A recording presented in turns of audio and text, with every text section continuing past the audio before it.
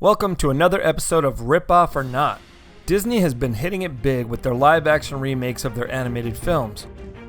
Beauty and the Beast, Aladdin, and most recently The Lion King have all broken the billion-dollar mark. We tackled The Lion King in a previous video and showed evidence that it was actually a rip-off of a Japanese anime known as Kimba. You can find the link in the description below. Now we're going to take a look at Disney's Atlantis, The Lost Empire. The latest news is that Disney is eyeing Tom Holland of Spider-Man fame to play Milo Thatch in the live-action remake of the 2001 animated film Atlantis, The Lost Empire. The only problem is, it has a striking resemblance to a live-action film that already exists. Disney's Atlantis, The Lost Empire was originally released in 2001. It spawned a direct-to-DVD sequel called Atlantis, Milo's Return. But in 1994, the film Stargate hit theaters. It also spawned direct-to-DVD films, 3 live-action television series, and 1 animated series.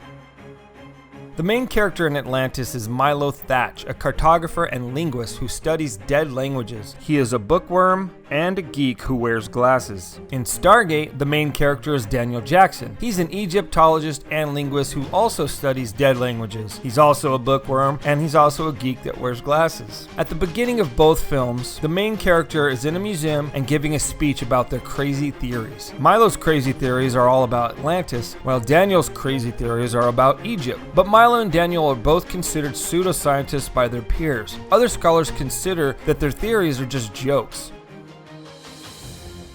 In both films, they correct someone else's translation on a chalkboard that ends up being the key to the discovery. Milo changes the word Ireland to Iceland. Daniel changes the words door to heaven to Stargate.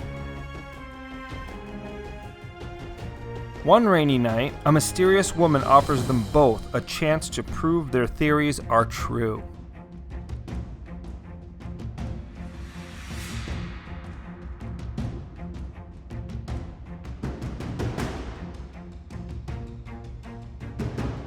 In Atlantis, the elderly man has the Book of Maps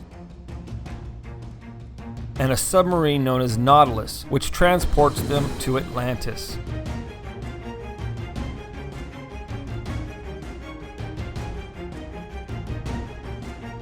In Stargate, the elderly woman has a medallion and the Stargate transportation device, which takes them across the galaxy to the planet Abydos.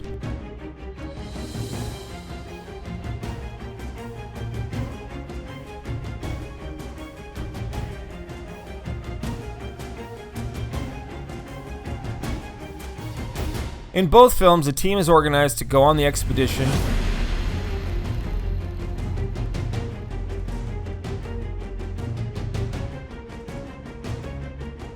but while traveling, Milo gets seasick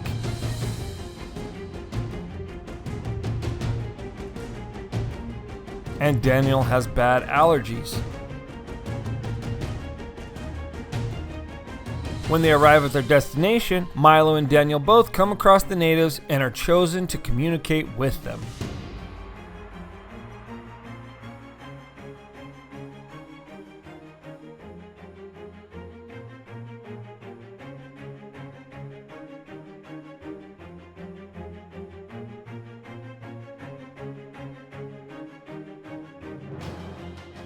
An old wise bald man is the leader of the natives. Milo and Daniel are both introduced to the wise man's daughter. In Atlantis, the daughter is Kida, and in Stargate, it is Shaori. Both daughters end up guiding them around and showing them their civilization.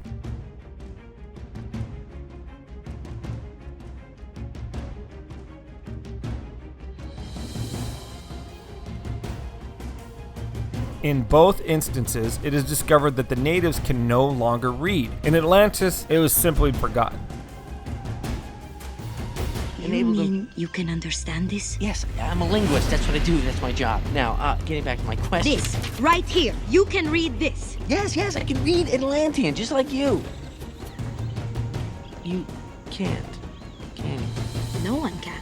Such knowledge has been lost to us since the time of the Maybermok. Oh, the Great Flood. But in Stargate, it's actually been forbidden.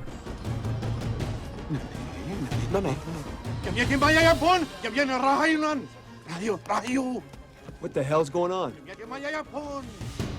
It seems like writing is forbidden. Pyramid. See, we came from a pyramid. It's okay. When Shiori and Kita discover Daniel and Milo can read, they take them to a sacred place with writing on the walls, which tells the secrets of their civilization. Milo learns that the people of Atlantis buried the power crystal in the past to prevent the tragedy from ever happening again. Daniel learns that the people of Earth buried the Stargate to prevent Ra from returning and enslaving all the people again. And of course, both films, the military has a different agenda than the main character. Milo and Daniel are both disappointed when they learn what the military's true plan really is. Milo helps the people of Atlantis fight the evil, greedy faction of the military by unlocking the secrets of using Atlantean technology. Daniel helps the people of Abydos fight Ra, and then unlocks the puzzle on how to get his companions back to Earth.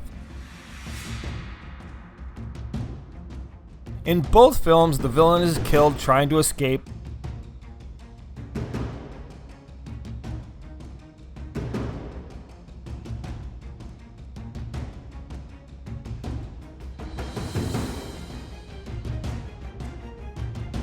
while Daniel and Milo both save the wise man's daughter.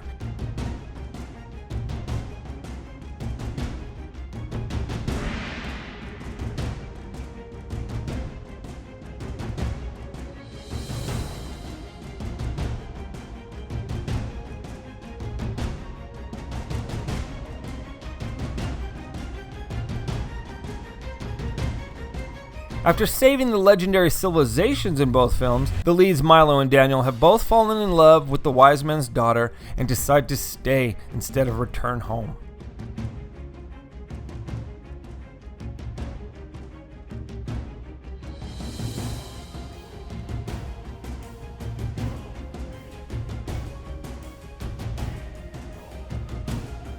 Without Milo or Daniel, the teams return home to their normal lives.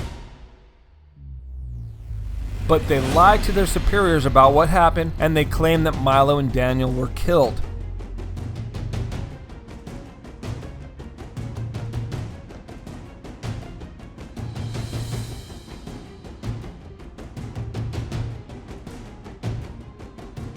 Outside of the story, this symbol in Stargate is very significant to the story. It's actually the 7th symbol required to open the Stargate back to Earth. It is also used in the logo itself as the A in Stargate. In the Disney film, this symbol is used in the logo itself as the A in Atlantis. The similarities are unmistakable. It's also worth noting that besides its similarities to a Stargate, many people believe Atlantis the Lost Empire is actually a ripoff of the Japanese anime called Nadia the Secret of Blue Water. Both stories are based loosely, and I emphasize loosely, on Jules Verne novel 20,000 Leagues Under the Sea. However, they both add characters that aren't in the book, and they both make Atlantis have a much more significant role than initially was intended by Jules Verne. The storyline for Stargate has also been in question. Roland Emmerich and Dean Devlin were sued for allegedly stealing the storyline from a rejected screenplay submitted nearly 10 years prior by an Egyptology student. Coincidentally, one of Stargate's spin-off television shows was called Stargate Atlantis, where an expedition team finds the legendary city in another galaxy. The similarities between Stargate and Atlantis the Lost Empire go well beyond the main character and well beyond coincidence. But does that make it a ripoff? Or does that just mean the stories are simply derivative? Tell us your thoughts in the comments below. If you like this video, be sure to give it a thumbs up and don't forget to subscribe for future content.